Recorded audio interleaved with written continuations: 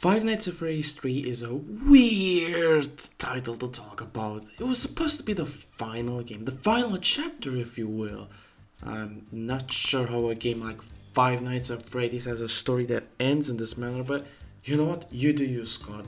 It's not like there was much of a story in these games to begin with, and what story there was pretty simple and easy to understand.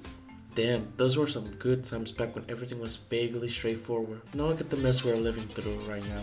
Anyways, new Five Nights at Freddy's game, new establishment. Although this is not a pizzeria anymore. Instead, we are a nightclub at a horror attraction.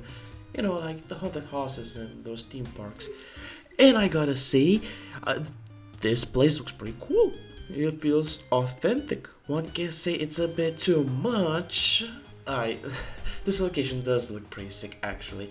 Scott has done an amazing job at making the renders for this thing. He gets the job done. Also, everything is so green. Not that I mind since, my favorite color is green, and it does bring a more unique atmosphere into the mix compared to the other games. And you'll find that I have ran out of praises for this game.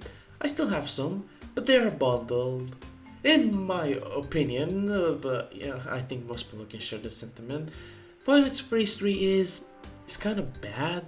In my last game review video, I complained about how there were way too many animatronics for it to sound good. Here it seems to be the complete polar opposite issue. There's barely anyone that kills you.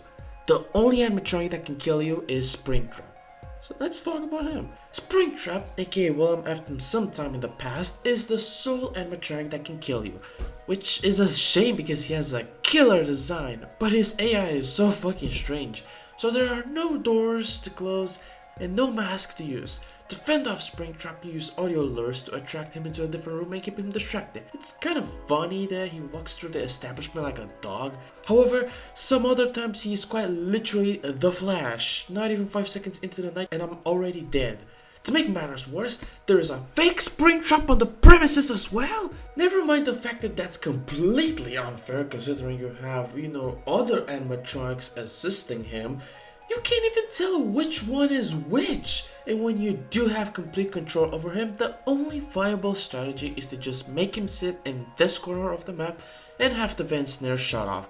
It is such a cheesy strat that's the only one players use. I did mention that he's the only one that can kill you, but he's not exactly alone. Meet the Phantom animatronics, either annoying, alright, or outright useless. Let's go down the list, shall we? Phantom BB appears randomly on the cameras, and you have to switch to a different camera to fend him off. Phantom Foxy will randomly appear on an office to jumpscare you. As far as I'm concerned, you can't really avoid him unless there is a way I wasn't aware of, and in that case, I guess, write it down in the comment section and make fun of me. Phantom Freddy will appear on your hallway sometimes, and all you have to do is to not stare at him, and that's all the notable Phantom animatronics. Phantom Puppet, Phantom Mangle, and Phantom Chica are camera specific. If you click on the camera they reside, then they will attack you. But because of the cheeky strat that I mentioned earlier, they don't end up doing much. In fact, I don't remember seeing Phantom Chica at all during my playthrough. These Phantom animatronics cannot kill you because, as their name suggests, they are merely hallucinations, but they can aid Springtrap in making you vulnerable for a moment. Add to the pretty not scary jump scares, the only remotely scary ones were a Phantom BB and Phantom Foxy, and that's only if you don't know what the fuck are you doing in this game. And congrats! The gameplay stings like a spring lock.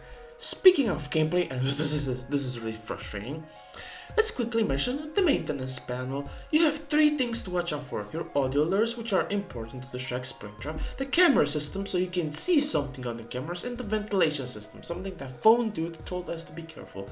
I despise this thing, it's the worst part of FNAF 3. You're forced to play the waiting game on a game where you need to be on high alert of this motherfucker. Now, you can argue that this makes the game more survival based compared to the other games, and I can kinda see it. But then it wouldn't be so bad if it didn't feel like it takes 30 years to fix one thing. You know what? The even bigger issue is that these things also break way too easily. Why the fuck do I only have 2 audio lures in Night 6? What you're left with is the easiest and most boring game in the franchise that gets stupid hard during Night 6. Okay, maybe the gameplay is subpar, but what about the business practices of Fazbear Entertainment? Well, for starters, we're talking about a different company that runs the digital Fazbear Frights attraction, but later in the game, the phone calls we get are pre-recorded messages that talk about the use of animatronic suits, so that means that we can't talk about our favorite company! Let's do this! I'm totally not gonna lose my mind. Night 1 phone call introduces a different person talking to you. Let's call him Phone Dude. Phone Dude gives you a rundown of what you're working with here, and in general talks about the idea of a haunted attraction. He also gives you a very general tutorial of the game, which, spoiler alert, the game doesn't teach you about the audio lures and their use. But overall, you are speaking to a pretty enthusiastic person that, wanted to make this feel as authentic as possible. So authentic that the equipment is barely functional and there is a risk that everything will catch fire. Well, cool, another lawsuit is pending, and it's not even the same company that's in charge. Is this also part of the vintage authenticity, Phone Dude? Night 2 phone call has Phone Dude making the grand big discovery, audio training cassettes, and then goes on to say that he thinks they were training tapes for other employees. My man, my brother, my boss, didn't you say that they were audio training tapes? You already know what they are. What's the point of the question? Oh, they also found a real one, I assume an animatronic? And from now on, Phone Guy is back to teach us how to use the suits. My big question regarding these tapes are, why is this not a videotape? Phone Dude said that these were audio training tapes, so why not have a visual of the things you're doing, considering that employees must know how to operate this shit? And why would you segment the training? What's the fucking point? They can't even do a tutorial, right? Even Indians on YouTube make better tutorials than you guys. Night 3 phone call talks about how to tie up the spring hooks. Okay, listen. Based on how Phone Guy describes the actions you need to execute to not get jumped, it sounds like the suit is hella sensitive, so why would anyone volunteer for a job? And if you did, what are you, fucking stupid? Night 4 basically tells you to stop using those suits because they are deemed unfit for employees. Listen, and here's the kicker. This change of policy happened after multiple people died from those spring-lock suits in a sister location. How in the motherfucking Afton and his sweet 5 victims did his company manage to survive all this shit and now go bankrupt? And guess what? They're still thriving in modern day. Night 5 phone call is just the management telling you to fuck off regarding the safe rooms. And if you hide in it, then fuck you, I guess. Isn't this a safe room? Where else employees would hide, you dipshits? And then Night 6 basically says fuck you to safe rooms. Also, if you forgot something there, like, I don't know, a bag or your belongings, basically, then go fuck yourself, because you're not getting that shit back. What are you gonna do about it? Sue us? Newsflash, we have the power and money to shut down your slanderous accusation. Also, if you dare mention the safe rooms to anybody, it doesn't matter if it's your family, your dog, your cat, your parents' ashes. If you say anything, then we will hire a hitman to make sure you will be promptly fired. Permanently.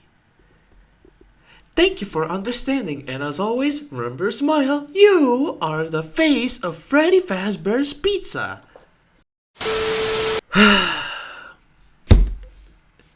Why do I even bother? Anyways, besides that bullshit, we have no Night 7. We have an extras menu where you have extra shit like character models, jump scares, cheats, and fun stuff, extra things. We also got some lore around here, basically telling us more about the missing children incident from the first game's newspaper articles and what happened to their perpetrator, alongside a quite brutal death scene that you don't see too often in this franchise. Anyway, that we rolled a bad ending. Alright, so this game has 2 endings. A bad ending, obviously, and a good ending. For the bad ending, you don't have to do anything, just finish the game. For the good ending, you have to click on shit through the cameras to access special minigames. And in these minigames, you have to find the children that are hidden beyond the confines of the minigame and give them a cake. This is like the most obnoxious way to get the good ending because, let's be honest here, who the fuck thinks to simply just click on specific parts of a camera? No one! That's who! And how are you supposed to know what to do in these minigames because you're simply trapped here with nothing to go off of? I'm still baffled at this all these years later, because without a guide, how are you supposed to find out about this shit? Either way, nothing really changes with a good ending, except the souls of the missing children can now rest in peace. So, as I was saying, this was the final game in the Five Nights at Freddy series. Yeah, good joke. I'm a comedian, guys. Not the most perfect ending, but you know, it is a good enough ending. Good enough. I wish the gameplay was more entertaining than boring and frustrating at times.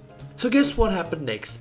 Scott made another game. Okay, but this time it's the final chapter. The teaser images said so. I sure hope that Scott actually is serious with this promise and we don't get more games 10 years later. Oh wait,